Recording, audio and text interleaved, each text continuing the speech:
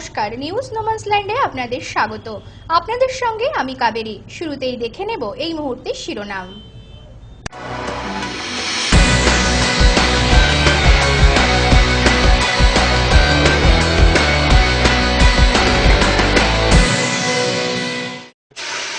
শান্তিপূর্ণভাবে মিটল রাজ্যের গ্রুপ ডির পরীক্ষা। ভারতে চুরি করতে এসে ধৃত বাংলাদেশি যুবক। 22 লক্ষ বাংলাদেশি টাকা সহ ধৃত যুবক। ডাকাতির উদ্দেশ্যে জড়ো 6 দুষ্কৃতী গ্রেপ্তার পেট্রাপোলে। অবৈধভাবে মাটি কাটার অভিযোগে গ্রেপ্তার 2। বন্ধুর স্ত্রীকে কুপ্রস্তাব, সাড়া না দেওয়ায় খুনের চেষ্টা। এখন আসছি বিস্তারিত সংবাদে।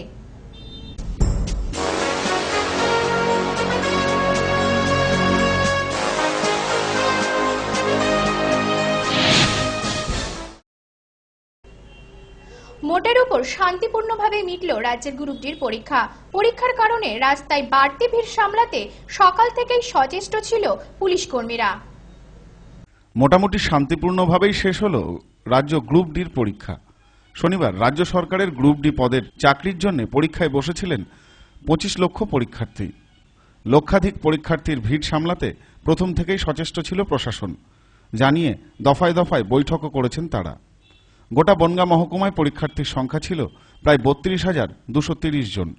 এত পরীক্ষার্থী সামলাতে গোটা মহকুমায় প্রায় 20টি পুলিশ বুথের ব্যবস্থা করা হয়।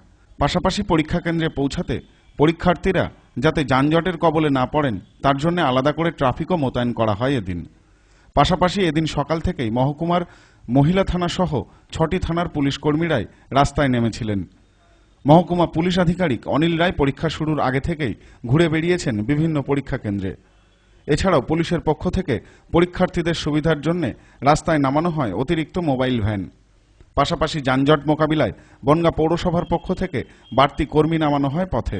শহরের বিভিন্ন গুরুত্বপূর্ণ মোড়গুলিতে রীতিমতো শিবির গড়ে মাইকের মাধ্যমে পরীক্ষার্থীদের পরীক্ষা কেন্দ্রে পৌঁছাতে সাহায্য করে পৌরসভার কর্মীরা। পরীক্ষা শান্তিপূর্ণভাবে মিটলেও এদিনের তাপমাত্রা ছিল ভিলেনের ভূমিকায়, যার জেরে নাজেহাল হতে হয়েছে পরীক্ষার্থী থেকে পুলিশ কর্মী, পৌরকর্মী ও পরীক্ষার্থীদের সাথে আসা অভিভাবকদের। আমাদের বনগাঁ মহকুমা এলাকার 6টা থানা এলাকার মধ্যে পরীক্ষার্থী হচ্ছে 32,230 জন। এই 32,230 জন পরীক্ষার্থী যাতে নির্বিঘ্নে তারা পরীক্ষার সেন্টারগুলোতে পৌঁছাতে পারে, পরীক্ষার ভেন্যুগুলোতে পৌঁছাতে পারে, ঠিকমতো পরীক্ষা দিতে পারে, তার জন্য ট্রাফিক অ্যারেঞ্জমেন্ট থেকে শুরু করে ভেন্যুতে পুলিশ অ্যারেঞ্জমেন্ট থেকে শুরু করে সেক্টর অ্যারেঞ্জমেন্ট, আরটি মোবাইল সমস্ত রকম ব্যবস্থা রাখা হয়েছে। মহিলা থানা থেকে শুরু করে এখন প্রত্যেকটা থানার সমস্ত রকমের পুলিশ কর্মীরা আজকে গোটা রাস্তাতে তারা কিন্তু ডিউটি করছে খুব সিনসিয়ারলি। সব্যসাচী ভট্টাচার্য ও প্রসেনজিৎ ব্যানার্জির রিপোর্ট, নিউজ নোম্যান্সল্যান্ড, বনগাঁ। আসছি পরের খবরে।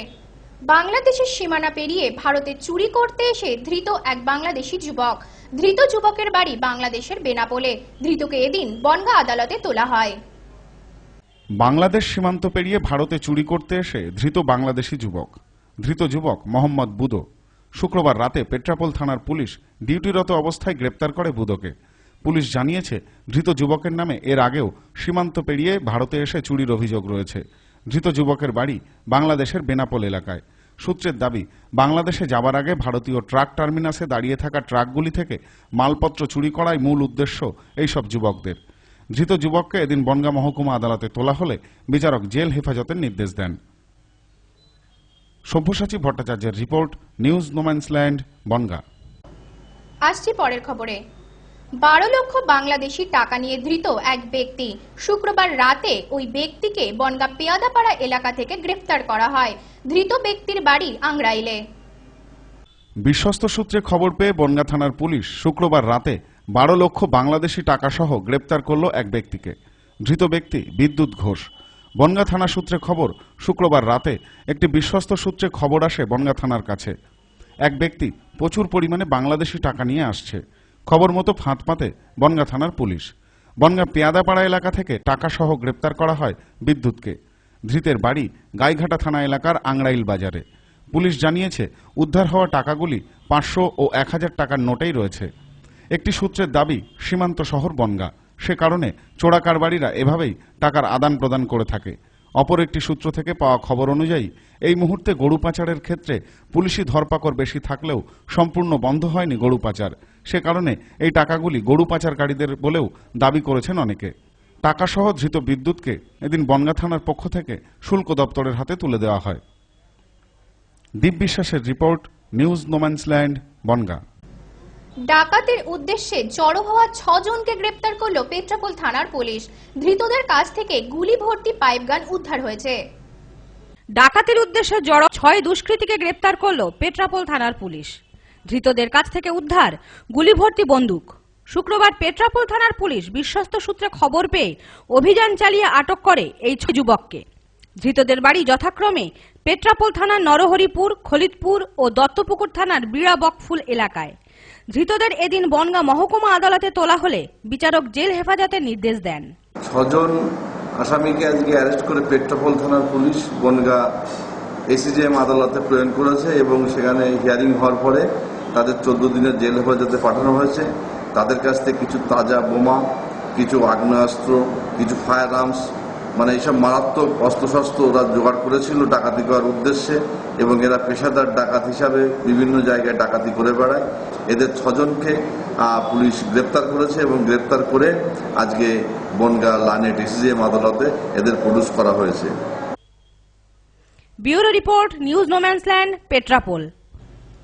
আসছি পরের খবরে। অবৈধভাবে মাটি কাটার অপরাধে ধৃত 2। শনিবার রাতে বাদুড়িয়ার শরণিয়া গ্রাম থেকে অবৈধভাবে মাটি কাটার অপরাধে 2 জনকে গ্রেপ্তার করে বাদুড়িয়া থানার পুলিশ। অবৈধভাবে মাটি কাটার অপরাধে ধৃত 2। ঘটনাটি ঘটেছে বাদুড়িয়া থানা এলাকায়। জেলা পুলিশ পাচার এবং বেআইনি কাজের বিরুদ্ধে কড়া মনোভাব গ্রহণ করেছেন। পাচারকারী হোক বা বেআইনি কাজে যুক্ত কোনো ব্যক্তি, কেউই ছাড় পাচ্ছেন না পুলিশের এই কড়া মনোভাবের থেকে। পুলিশ সূত্রে খবর, শনিবার ভোর রাতে গোপন সূত্রে খবর পেয়ে বাদুড়িয়া থানার পুলিশ হানা দেয় বাদুড়িয়ার শরণিয়া গ্রামে।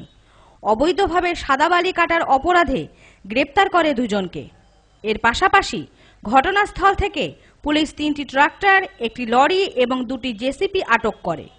ধৃত 2 জনকে শনিবার বসিরহাট মহকুমা আদালতে তোলা হয়। Parama Bandyopadhyay report, news no man's land, Baduria. আসছি পরের খবরে। বন্ধুর স্ত্রীকে কুপ্রস্তাব, সাড়া না দেওয়ায় গলায় ছুরি ও ভারী বস্তু দিয়ে মাথায় আঘাত। গ্রেপ্তার অভিযুক্ত। ঘটনাটি ঘটেছে গোবরডাঙ্গা এলাকায়। কুপ্রস্তাবে সাড়া না দেওয়াতে বন্ধুর স্ত্রীর গলায় ছুরি ও মাথায় ভারী বস্তুর আঘাত। অভিযুক্ত গ্রেপ্তার। ঘটনাটি উত্তর 24 পরগনার হাবড়া থানার অন্তর্গত গোবরডাঙ্গার লক্ষ্মীপুর এলাকায়। গৃহবধূর স্বামী তার বন্ধুদের নিয়ে প্রায় নিজের ঘরে মদের আসর বসাতো। গৃহবধূর স্বামী মদের নেশায় বেহুশ হয়ে গেলে স্বামীর বন্ধু উত্তম সরকার বন্ধুর স্ত্রী বছর 32-এর লিপিকা বিশ্বাসকে কুপ্রস্তাব দেয় একাধিকবার। লিপিকা রাজি না হলে একাধিকবার হুমকিও দেয়। এদিন বাবার বাড়ি যাবার সময় পিছু নেয় উত্তম মণ্ডল। হঠাৎ আচমকা পেছন দিক থেকে মাথায় ভারী কিছু দিয়ে আঘাত করা হয় এবং অনুমান করা হচ্ছে গৃহবধূকে মেরে ফেলার চেষ্টাও করেছিল। সে কারণে গলাতে ছুরি জাতীয় কিছু দিয়ে আঘাত করে পালিয়ে যায়, যার ফলে মহিলার শরীরে 24টি সেলাই পড়েছে বলে দাবি ওই মহিলার। অচৈতন্য অবস্থায় এলাকার লোকের তৎপরতায় তাকে হাবড়া বাউগাছি স্বাস্থ্যকেন্দ্রে নিয়ে গেলে তাকে ভর্তি রেখে চিকিৎসা করা হয়। শুক্রবার তাকে হাসপাতাল থেকে ছুটি দিলে গৃহবধূ হাবড়া থানায় অভিযুক্ত উত্তম সরকারের বিরুদ্ধে অভিযোগ করতে আসেন। পুলিশ প্রথমে অভিযোগ নিতে অস্বীকার করলেও পরবর্তীতে পুরো ঘটনা শুনে অভিযোগ নিয়ে অভিযুক্তকে শুক্রবার গভীর রাতে গ্রেপ্তার করে। শনিবার বারাসাত আদালতে অভিযুক্তকে পাঠানো হয়। পুলিশ অভিযুক্তের বিরুদ্ধে খুনের মামলা রুজু করে। তদন্তে নেমে থানার পুলিশ। বললো আমার সাথে পছন্দ করে, আমি দীর্ঘদিন বলার ফলে মানে কি একটু ওনার সাথে বিশাল একটু বাজে সঙ্গী হয়ে গেল। প্রায় 23-24 Parama Bandyopadhyay report, news no man's land, Gobardanga. সংবাদ এখনকার মতো এই পর্যন্তই। সঙ্গে থাকুন, দেখতে থাকুন নিউজ নোম্যান্সল্যান্ড, স্বচ্ছতার দর্পণ।